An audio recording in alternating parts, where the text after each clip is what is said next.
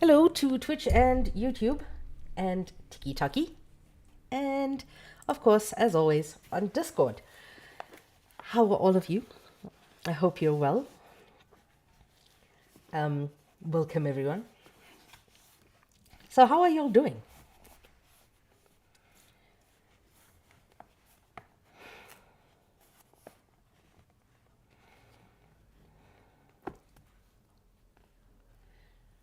Good. Good to hear that.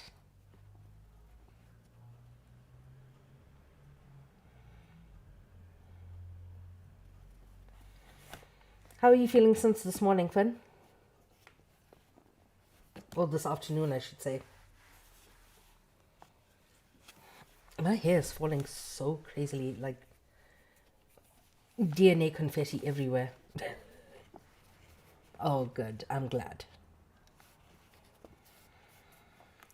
But yeah, we are on page 294 of Orientalism, Chapter 3, Part 4. And last week we were talking about John Pickering, from the American Oriental Society, who in 1842 said that Oriental studies was political and not just scholarly. But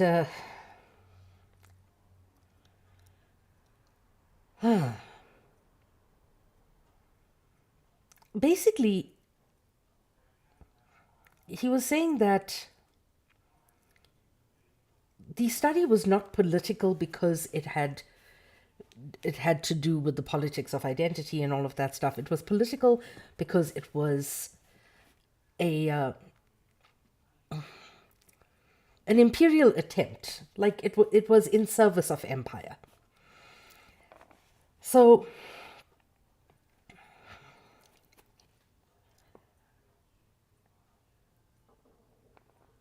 the quote that I stopped at last week was, "At the first annual meeting of the American Society in 1843, President Pickering began a remarkable sketch of the field it was proposed to cultivate by calling attention to the especially favorable circumstances of the time, the peace that reigned everywhere, the freer access to Oriental countries, and greater facilities for communication. The earth seemed quiet in the days of Metternich and Louis Philippe. The Treaty of Nanking had opened Chinese ports. The screw propeller had been adopted in ocean-going vessels. Morse had completed his telegraph and had already suggested the laying of transatlantic cable. The projects of the Society were to cultivate learning in Asiatic, African, and Polynesian language, and in everything concerning the Orient, to create a taste for Oriental studies in this country, to publish texts, translations, and communications, and to collect a library and cabinet. Most of the work that has been done in the Asiatic field, and particularly in Sanskrit and Semitic languages." And now, a lot of these inventions were from the Orient itself. Just by the way, Metternich, Louis Philippe, the Treaty of Nanking, the screw propeller, all suggested the imperial constellation facilitating Euro-American penetration of the Orient. And this has never stopped. Thank you so much. Good to see you. And your name on Discord makes me giggle. Even the legendary American missionaries to the Near East during the 19th and 20th centuries took their role as set not so much by God as by their God, their culture, and their destiny. Obviously, you had during this time the push of this manifest destiny. The early missionary institutions, printing presses, schools, universities, hospitals, and the like, contributed to the area's well-being. But in their specifically imperial character and support by the United States government, these institutions were no different from their French and British counterparts. During the First World War, what was to become a major United States policy interest in Zionism and the colonization of Palestine played an estimable role in getting the United States into the war. British discussions prior to and after the Balfour Declaration in November 1917 reflect the seriousness with which the declaration was taken by the US. Of course, the Balfour Declaration being the document, a letter sent by Arthur Balfour to the... bloody hell.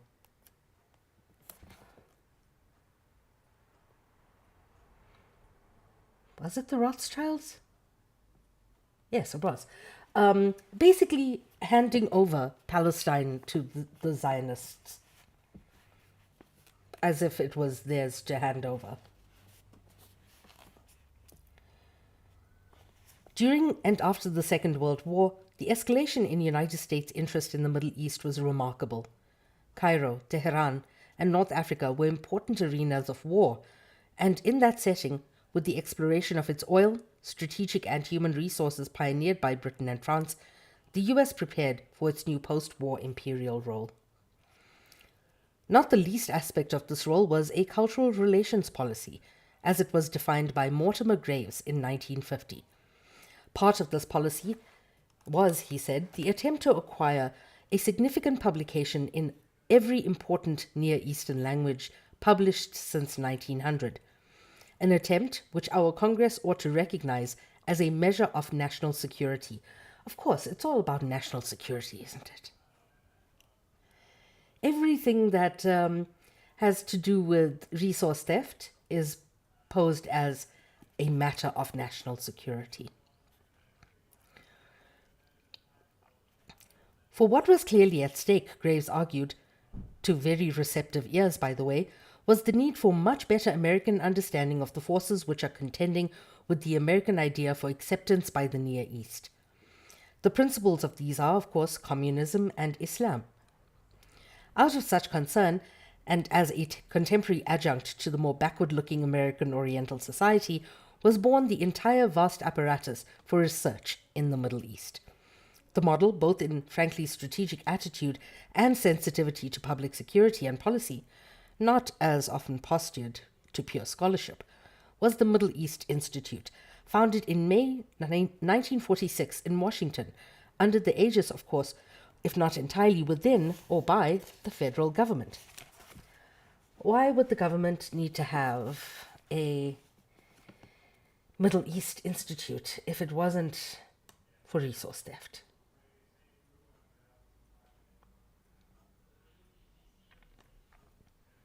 I mean,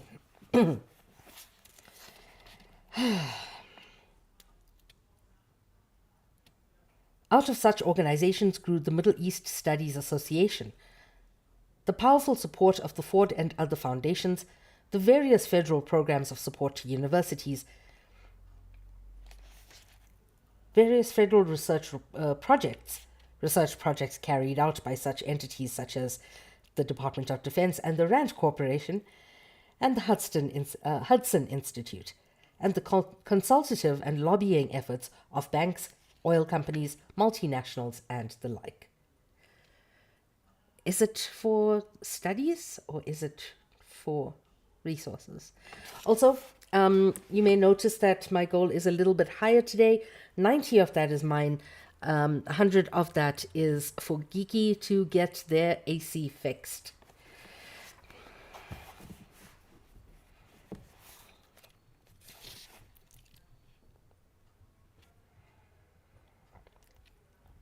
It is no reduction to say all of this, that it retains, in most general as well as detailed functioning, the traditionalist Orientalist outlook which had been developed in Europe. Of course it was the same tradition. The threat of Islam, the spread of communism, the debasement of European culture by something that they didn't understand. And, oh, by the way, let's steal their inventions too. The parallel between European and American imperial designs on the Orient, near and far, is obvious. What is perhaps less obvious, though, is A, the extent to which the European tradition of Orientalist scholarship was, if not taken over, then accommodated, normalized, domesticated, and popularized, and fed into the post-war efflorescence of Near Eastern studies in the United States, and B, the extent to which the European tradition had given rise in the US to a coherent attitude among most scholars, institutions, styles of discourse, and orientations, despite contemporary appearance of refinement, as well as the use of, again, highly sophisticated appearing social science techniques. I've already discussed Gibbs' ideas. It needs to be pointed out, however, that in the middle 1950s he became director of the Harvard Center for Middle East Studies. Yuck.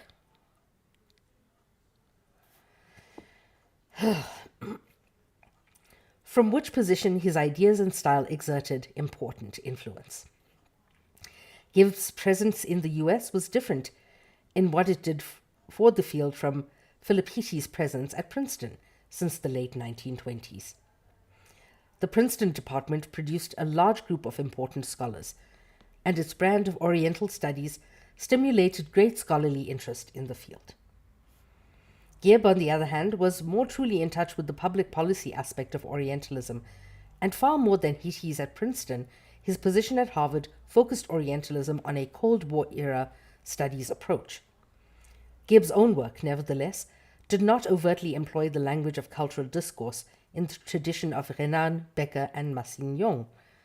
Yet this discourse, its intellectual apparatus, and dogmas were impressively present, principally, although not exclusively, in the work and institutional authority at Chicago and then UCLA of Gustav von Grunebaum.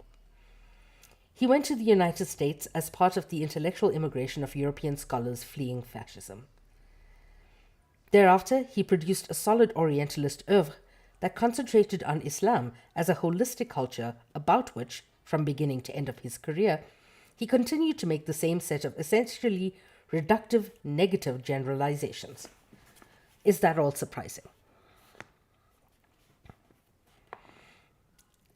Because that was the tradition of Orientalism from the start. To show the West that their culture was greater. But the purposes had run-on effects into everything else that the West aimed to do with West Asia, especially. The demonization of Islam has always been a thing. Thereafter, he produced a solid Orientalist his style, which bore an often chaotic evidence of his Austro-Germanic polymathy, of his absorption of the canonical pseudo-scientific prejudices of French, British, and Italian Orientalism, as well as of an almost desperate effort to remain the impartial scholar-observer, was next to unreadable. And there's, in a sense, how we understand the Orient today is not rooted in all of the texts that Saïd talks about throughout the book. Yes, they conceptualized these ideas and furthered it into society. It was the work of people like Grunebaum who normalized all of it. And that normalization into everyday language is what gives us modern-day Islamophobia. A typical page of his on the Islamic self-image will jam together half a dozen references to Islamic texts drawn from as many periods as possible, references as well to Husserl and pre-Socrates, reference to Levi Strauss and various American social scientists. All this, nevertheless, does not obscure von Grunebaum's almost virulent dislike of Islam. He has no difficulty presuming that Islam is a unitary phenomenon, unlike any other religion or civilization, and therefore he shows it to be anti-human, incapable of development, self-knowledge, or objectivity, as well as uncreative, unscientific, and authoritarian. My guy, the whole Quran is poetry.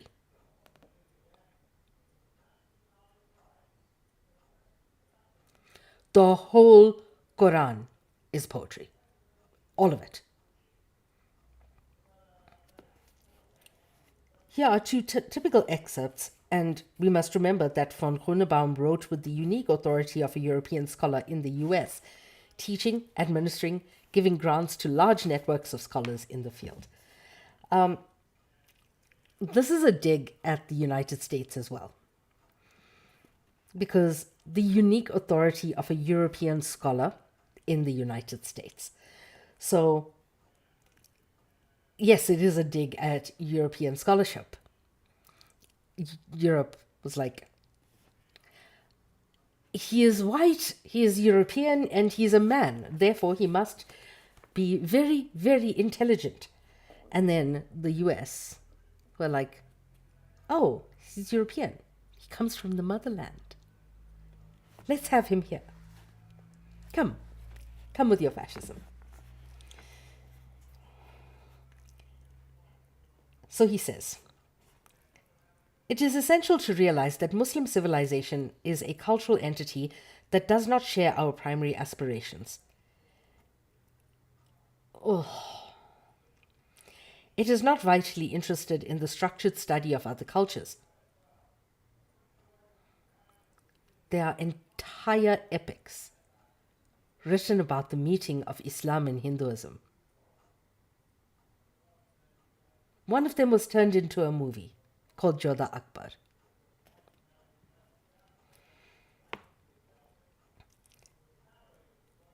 Either as an end in itself or as a means toward clearer understanding of its own character and history. If this observation were to be valid merely for contemporary Islam, one might be inclined to connect it with a profoundly disturbed state of Islam, which does not permit it to look beyond itself unless forced to do so.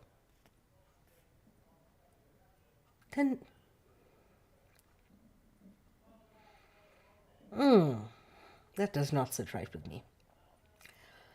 But as it is valid for the past as well, one may perhaps seek to connect it with the basic anti-humanism of this Islamic civilization. That is, the determined refusal to accept man to any extent, whatever, as the arbiter or measure of things, and the tendency to be satisfied with the truth as a description of mental structures, or in other words, with psychological truth. Does he know that the study of psychology came from the East?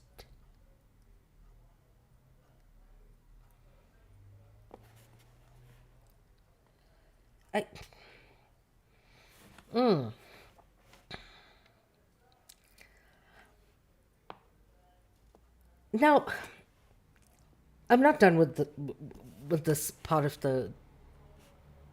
this excerpt, but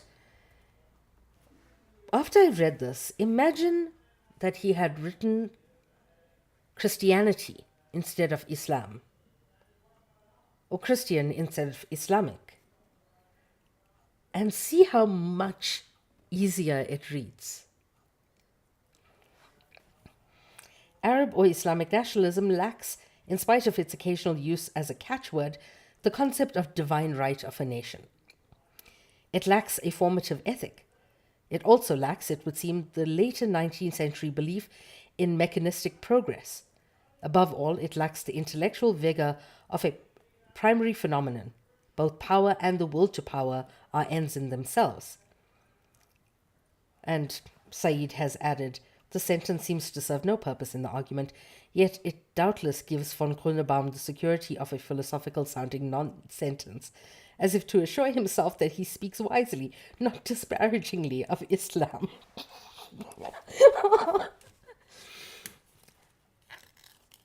Oh, Professor Saïd. The resentment of political insights felt by Islam engenders impatience and impedes long-range analysis and planning in the intellectual sphere. Notice how Christianity, Western Christianity, can so easily replace the concepts that he's talking about in terms of Islam. and be 100% accurate with Islam as the dominating power of the colonized world.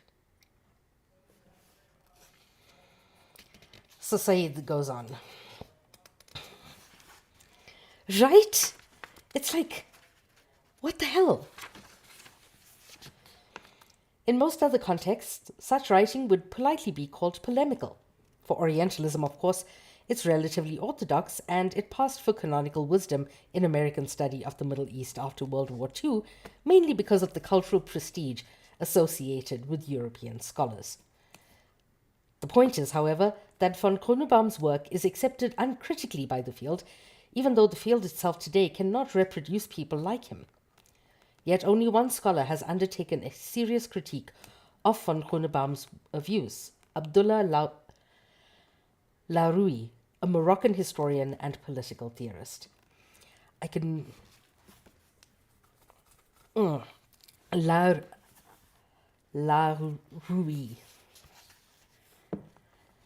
I always spoonerize his name, and his work is good. Using the motif of reduction repetition in von Grunebaum's work as a practical tool of critical anti-Orientalist study, Laroui manages his case impressively on the whole. He asks himself, what is it that caused von Grunebaum's work, despite the enormous mass of detail at its apparent range, to remain reductive? It's his mindset.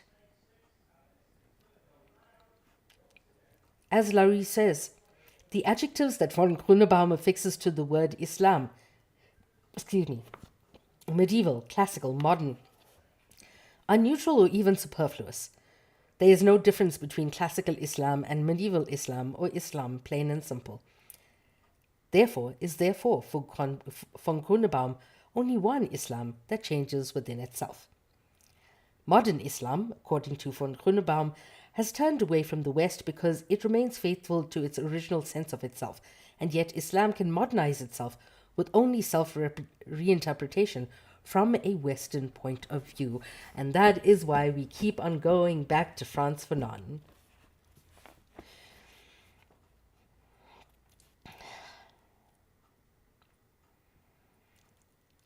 Which, of course, von Grunebaum shows is impossible. Everything is from a point of view of colonization. Because colonization destroyed so much of our knowledge, our texts, our history.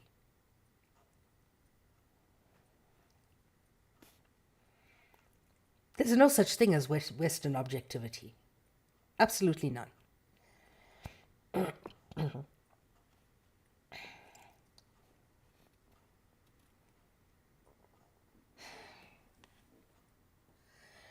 This makes me mad.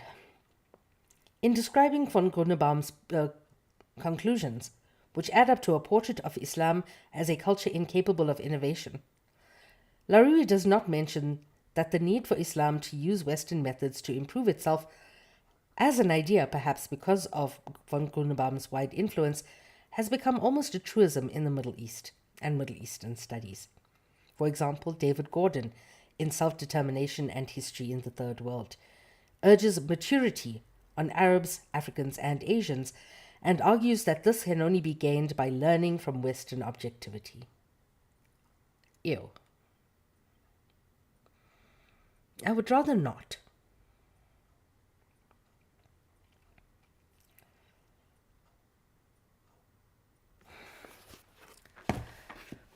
Western knowledge was stolen from people who look like me, from this land that I am on, from all colonized places in the world. The West stole their knowledge, stole inventions, and imposed Western ways of living. Never learnt for itself about anybody but itself. And therefore I say white supremacy is narcissism.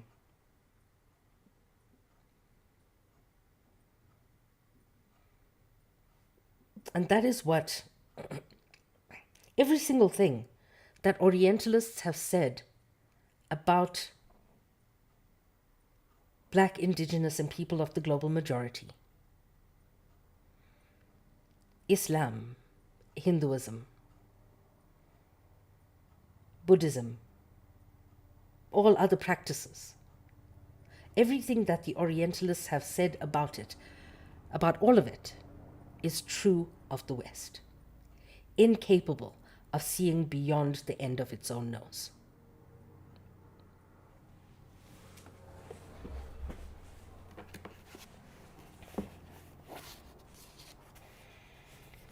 Larie's analysis also shows how von Grunnebaum employed A.L. Kroeber's culturalist theory to understand Islam, and how this tool necessarily entailed a series of reductions and eliminations by which Islam could be represented as a closed system of exclusion. Thus, each of the many diverse aspects of Islamic culture could be seen by von Grunnebaum as a direct reflection of an unvarying matrix, a particular theory of God that compels them all into meaning and order. Development, history, tradition, reality in Islam are therefore interchangeable. Larie rightly maintains that history, as a complex order of events, temporalities, and meanings, cannot be reduced to such a notion of culture in the same way that culture cannot be reduced to ideology, nor ideology to theology. Von Grunnebaum has fallen prey to both the Orientalist dogmas he inherited and to a particular feature of Islam which he has chosen to interpret as a shortcoming, that there is to be found in Islam a highly articulated theory of religion and yet very few accounts of religious experience, highly articulate political theory and few precise political documents, a theory of social structure and few individualized actions, a theory of history and few dated events, an articulated theory of economics and few quantified series, and so on. The net result is a historical vision of Islam entirely hobbled up by the theory of a culture incapable of doing justice to or even examining its existential reality in the experience of its adherents. That's because the Crusades destroyed it all.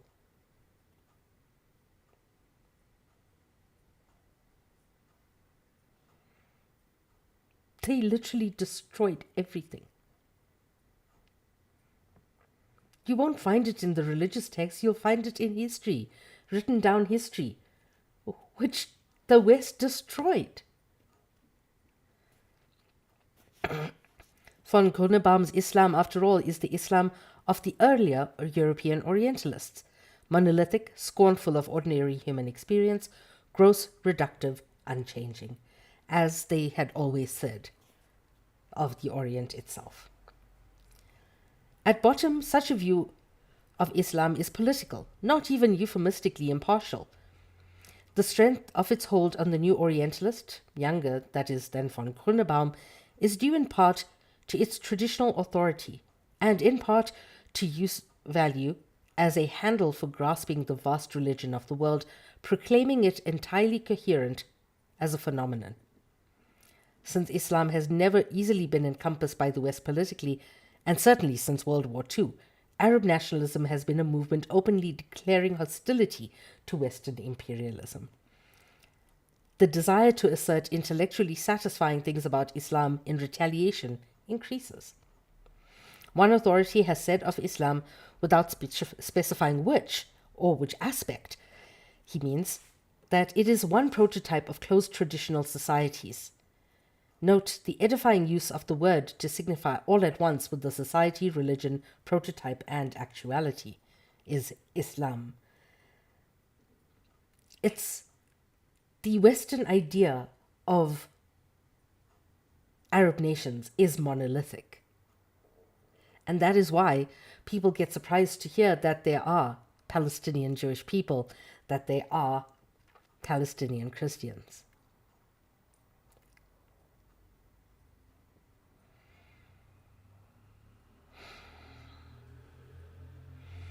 But all this would be subordinated by the same scholar to the notion that, unlike normal or our societies, Islam and Middle Eastern societies are totally political, an adjective meant as a reproach for not being liberal, for not being able to separate, as quote unquote we do, politics from culture.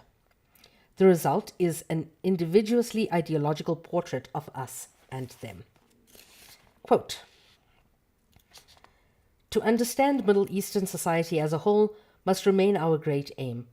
Only a society like ours that has already achieved dynamic stability." Where? Tell me, where's this stability? Is the stability in the room with us? "Can afford to think of politics, economics, of culture as genuinely autonomous realms of his existence and not merely convenient divisions for study. In a traditional society that does not separate these things of Caesar from those of God, or is entirely in flux, the connection between, say, politics and all other aspects of life is at the heart of the issue. Today, for example, whether a man is to marry 4 wives or 1, fast or eat, gain or lose land, rely on revelation or reason, have all become political issues in the Middle East."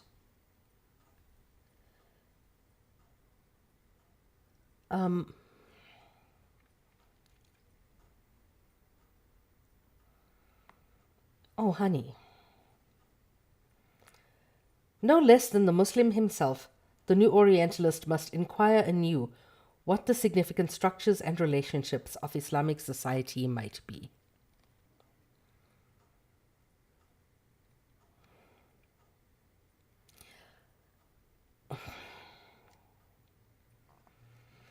You know what I said to somebody yesterday is I have neither the time nor the crayons to explain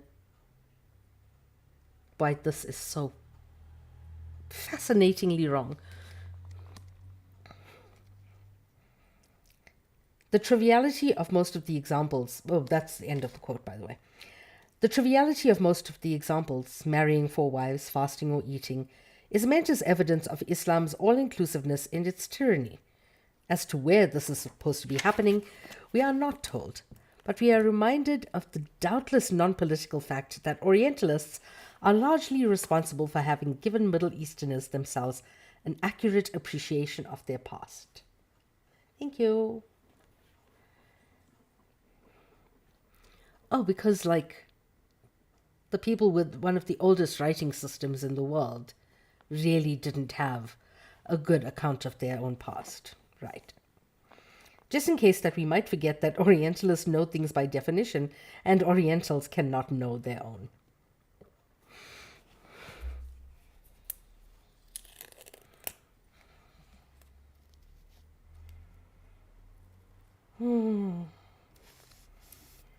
Before England basically took control of what was known as the Palestinian Mandate, the area controlled by Britain, the area of Palestine controlled by Britain. Before that came about, Palestine's literacy rate was at more than 90%.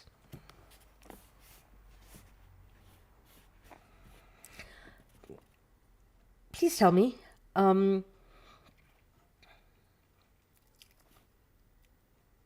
what is the literacy rate in the US right now?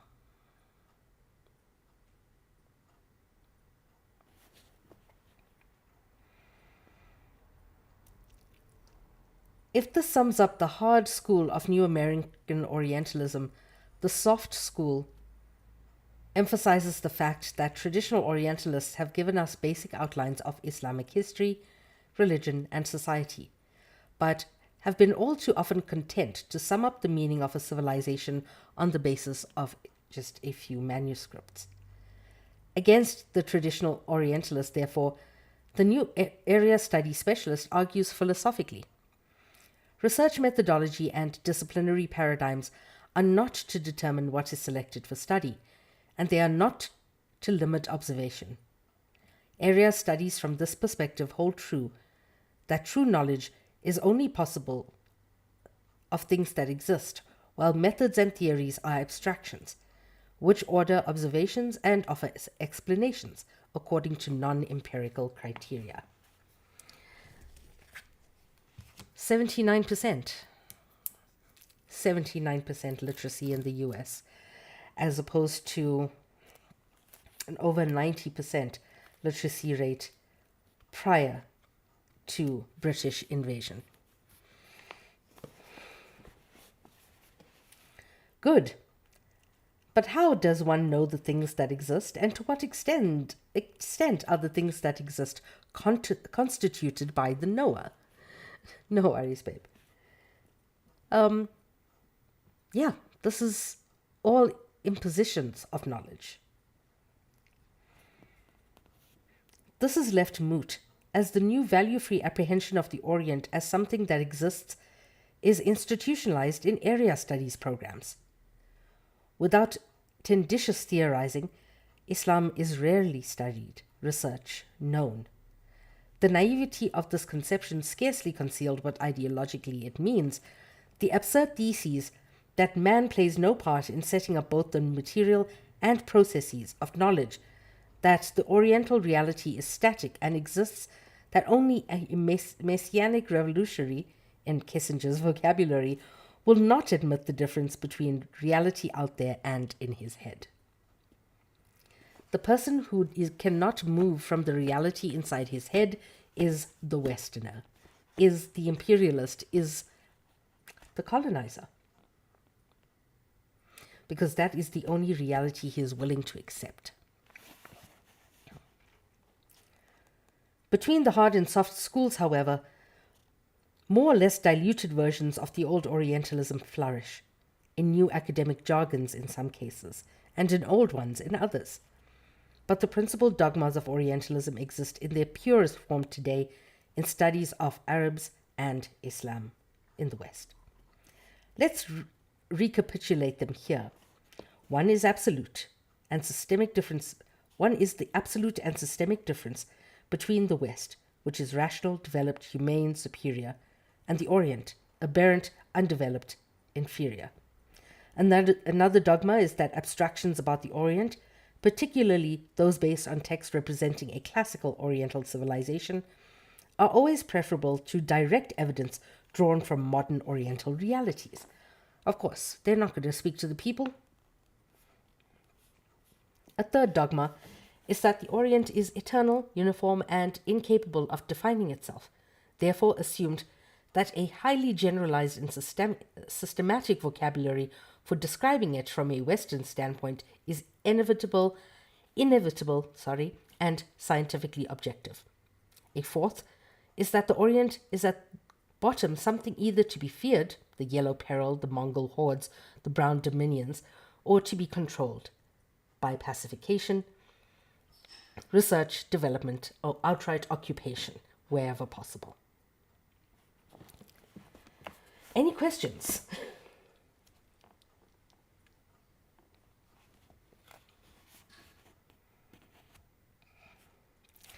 Because these dogmas exist still, today. This book was published in the 1970s. Need I remind you?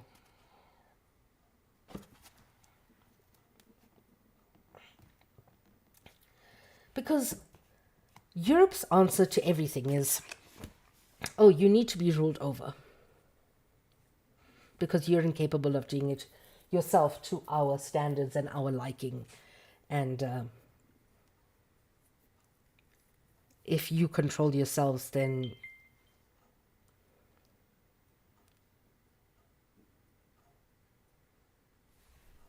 one second.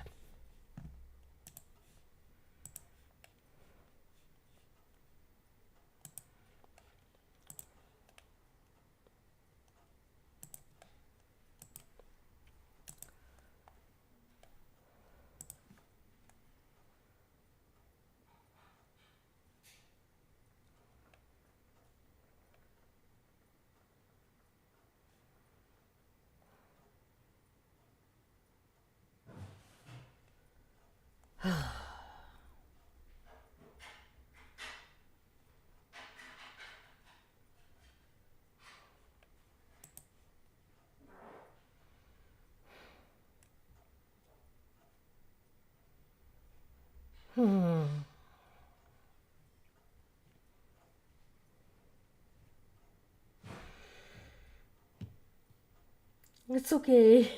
Don't worry, babe. Um, okay. Gigi, if you are here, thank you. I know that um, you do not identify as a woman, but I'm sending you something on our chat, on the three of our chat. Hey,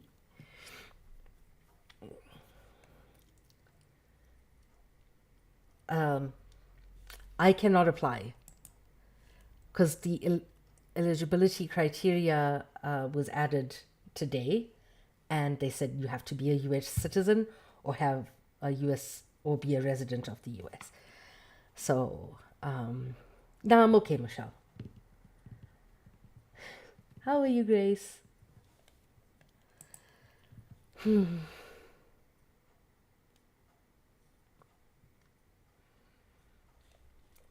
So I do not qualify. But I've sent you the link. Please look it up. See if you want to actually apply for a grant. Because I think it's a good idea.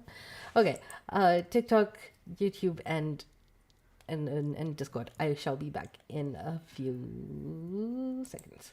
Well, a few minutes.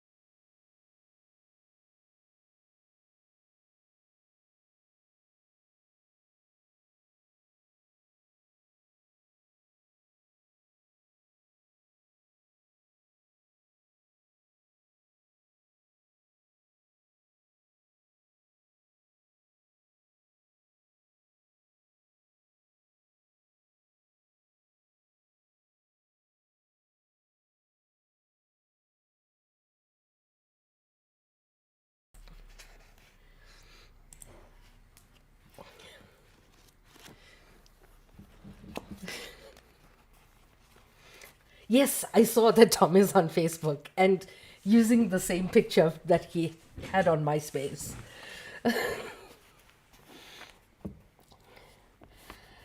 Yeah, I know, Kiara.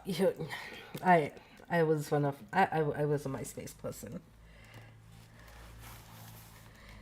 It is an iconic picture.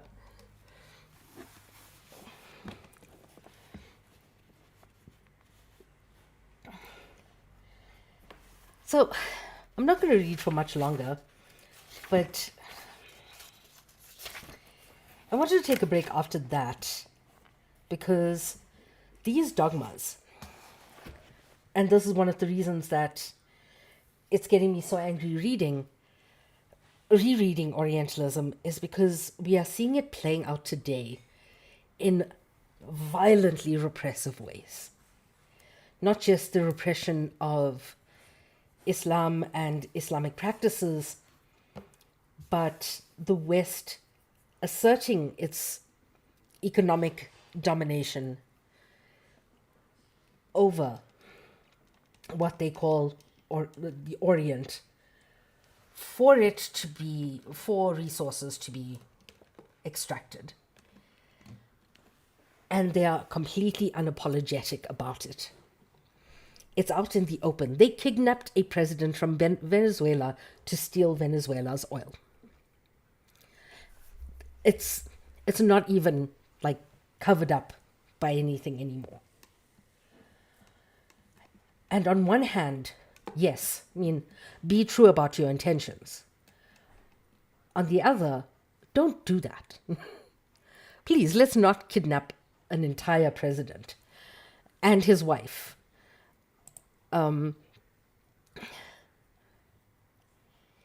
Yee. Oh, welcome on the Twitch. You can type in the Twitch chat. It's working now. I can actually see it.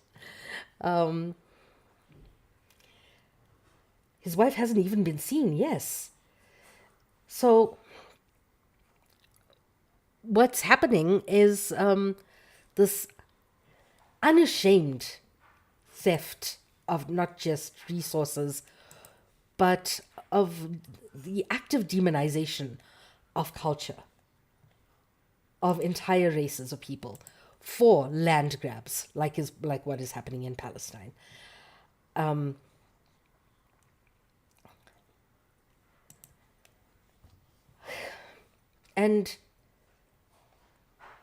people don't really care that what is happening in Palestine is now happening in Syria, in Lebanon, and is going to move to other places as well until the greater Israeli project is realized.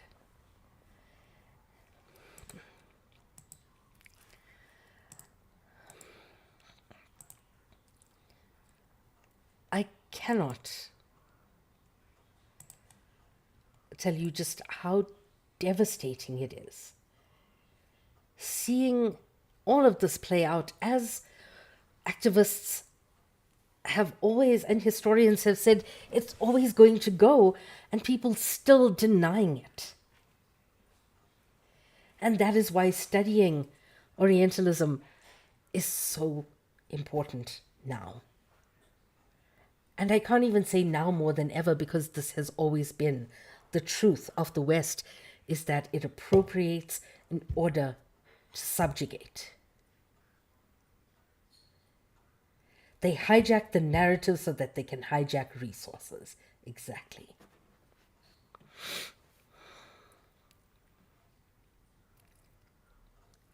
And the Orientalists hijacked the narrative back in the 1800s.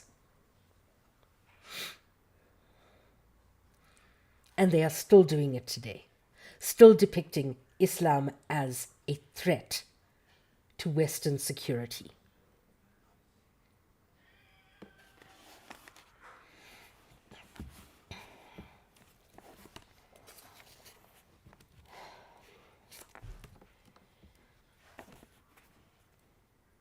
Oh, yep. Uganda. The extraordinary thing is that these notions persist without significant challenge in academic and governmental study of the modern Orient. Lamentably, there has been no demonstrable effect, if there has been a challenging gesture at all, made by Islamic or Arab scholars' work disputing these dogmas of Orientalism. Good. I'm glad. An isolated article here or there, while important for its time and place, cannot possibly affect the course of imposing research consensus maintained by all sorts of agencies, institutions, and traditions. The point of all this is that Islamic Orientalism has led a contemporary life quite different from that of other Orientalist subdisciplines. The Committee of Concerned Asia Scholars, who are primarily Americans, led a revolution during the 1960s in the ranks of East Asia specialists. The African studies specialists were similarly challenged by revisionists. So too were the other Third World area specialists. Only the Arabists and Islamologists still function unrevised. For them, there are still such thing as an Islamic society, an Arab mind, or an Oriental psyche. Even the ones whose speciality is the modern Islamic world anachronistically use texts like the Quran to read into every facet of contemporary Egyptian or Algerian society. Still thought of as a monolith. Love you too, babe. Islam, or a 7th century ideal of it, constituted by the Orientalist, is assumed to possess the unity that eludes more recent and important influences of colonialism, imperialism, and even ordinary politics. Yes.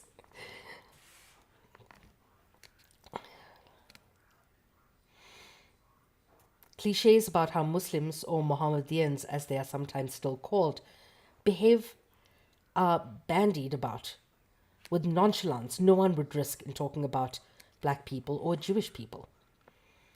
At best, the Muslim is a native informant for the Orientalist, which is why I call brown people deputy whites.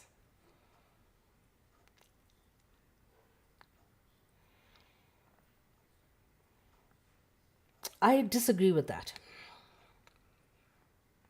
Yes, I am disagreeing with Professor Saïd.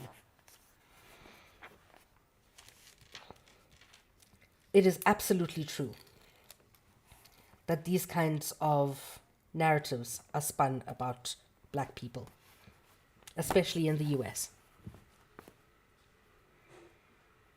And the anti-Jewish sentiment that runs throughout Europe is still the same as it was more than 100 years ago.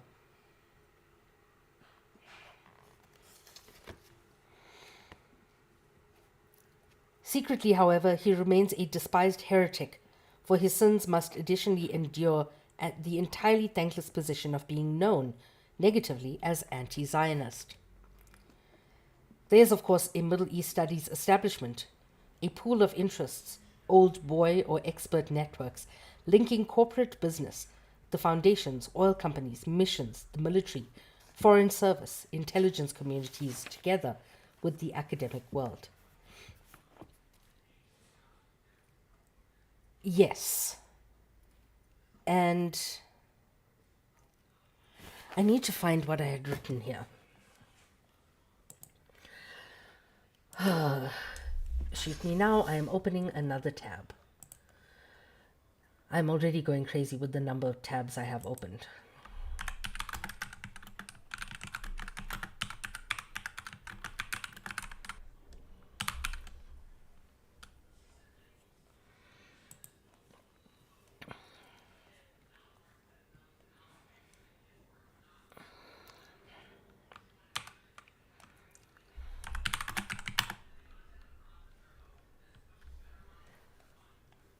So I called it white simulationism in Israeli society.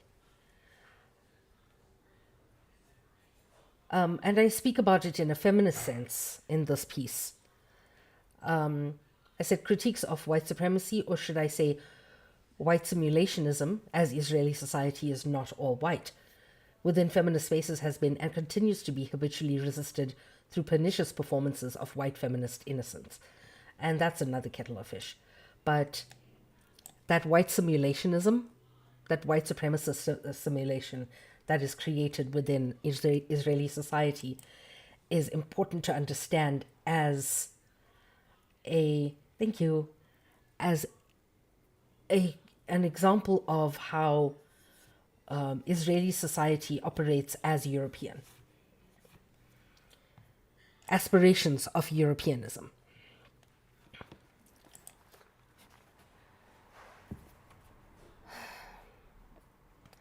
There are grants and other rewards, organizations, hierarchies, institutes, centers, faculties, departments, all devoted to legitimizing and maintaining the authority of this handful of basically unchallenged and unchanging ideas about Islam, the Orient, and Arab people.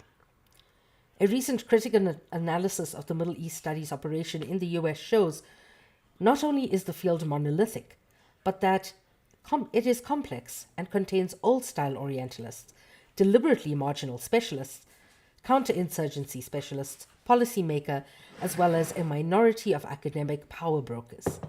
In any event, the core of Orientalist dogma persists. Good night. I love you. You're handsome. Thank you for the tea. You're handsome. Yes, you are. I tweeted once that I am objectively correct. The internet says I am objectively correct, therefore I am objectively correct. You handsome?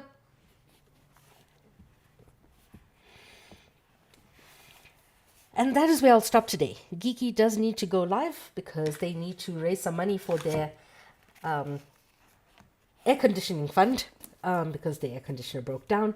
But please, I do these readings for free, so please hit up that goal. 90 of that is mine and 100 of that is Geeky's, and we're going to try and chip away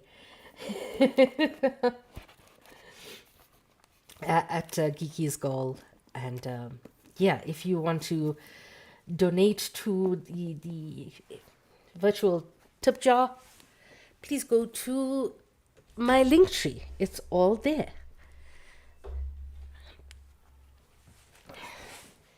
And that is where I shall stop for today. We've been reading for almost exactly an hour.